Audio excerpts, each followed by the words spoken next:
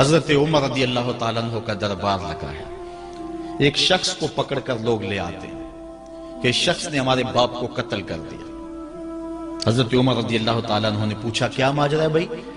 اس نے کہا جی واقعی میں ان کے باپ کا قاتل ہوں، لیکن میں نے قصداً قتل نہیں کیا. ہوا یہ کہ میں ایک مسافر ہوں، جا رہا تھا، راستے کے اندر سبز چراگاہ تھی، میرا اونٹ بھوکا تھا، اس چراگاہ میں داخل ہو گیا. اس کے بوڑھے باپ نے پتھر اٹھایا اور میرے اونٹ کو مارا، اس کی آنکھ نکل گئی.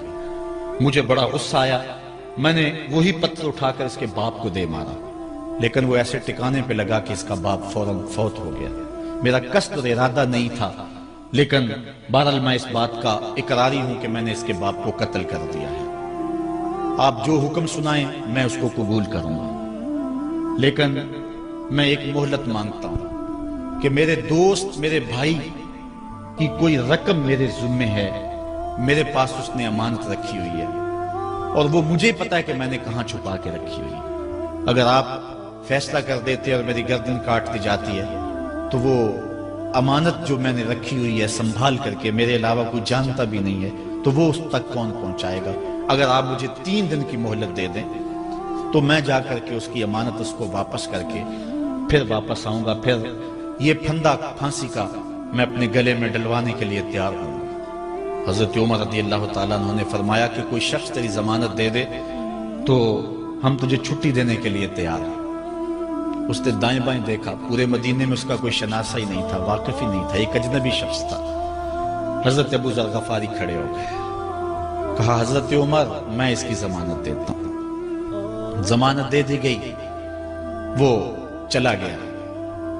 تیسرے دن وعدے کا جو وقت تھا، لوگ جمع ہو گئے، دربار لگ گئے.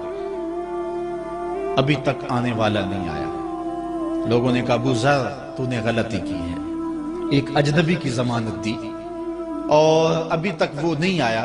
اور میاں صاحب فرماتے ہیں ایک بار جو پھائیں اڑ جاندے ہو پھر کدی نہ پھنس دے دے. ظاہر ہے وہ چلا گیا، واپس تو نہیں پلٹ کے آئے گا، اسے پتا ہے کہ آگے سیدھی سیدھی میری موت ہے، تو تم نے یہ کیا غلطی کی؟ خیر آپ نے فرمایا کہ اگر وہ نہ آیا تو یہ پھانسی کا پھندا میرے گلے میں ڈال لینا، لیکن بہرحال میں نے اس کی ضمانت دی. کچھ عرصہ بیتا کہ دور سے گرد و غبار اڑتا ہوا دکھائی دیا. جب صورت واضح ہوئی تو وہی شخص تھا. حضرت عمر فاروق رضی اللہ تعالیٰ عنہ کے دربار میں کھڑا ہو کہنے لگا حضرت کسی وجہ سے تاخیر سے پہنچا ہوں، معذرت چاہتا ہوں، اب جو حکم ہے پورا کیجیے. حضرت عمر رضی اللہ تعالیٰ عنہ اس کے پھانسی کے احکامات جاری کر چکے تھے.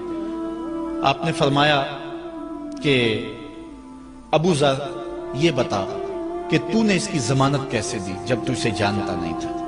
تو سن حضرت ابو ذر غفاری نے کیا کہا. کہا ایک اجنبی میرے محمد کے مدینے میں پناہ مانگ رہا تھا اور اس نے چاروں سمت دیکھا اور کوئی شخص نہیں تھا جو اس کو امان دیتا اور اس کی ضمانت دیتا، تو میں نے اس لیے ضمانت دے دی کہ نہ بھی آیا تو اپنی جان چلی جائے گی. کل کو یہ تو نہیں کہے گا کہ محمد کے مدینے میں کسی نے ضمانت مانگی تھی، پورے شہر میں کوئی ضمانت دینے والا نہیں تھا. اس کو کہا کہ انہوں نے تو ضمانت دے دی، میاں اب تو بتا کہ تو چلا گیا تھا، تجھے جانتا کوئی نہیں تھا، نہ پلٹ کے آتا تو تجھے کوئی پوچھنے والا نہیں تھا، تو تو نے یہ دوبارہ موت کے منہ میں کیوں اپنا سر رکھا ہے؟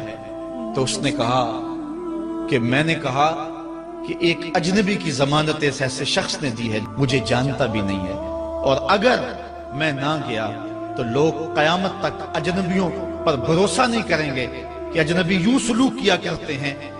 تو حضرت عمر رضی اللہ تعالیٰ عنہ اس کے پھانسی کے احکام جاری کیے. تو جن کے باپ کو قتل کیا تھا وہ بیٹے کھڑے ہو گئے، کہنے لگے تاریخ کی کالک ہم اپنے منہ پہ ملیں گے، ہم بھی اپنے باپ کے قاتل کو معاف کر دیتے ہیں. یہ ہماری تاریخ ہے، یہ ہماری کہانی ہے.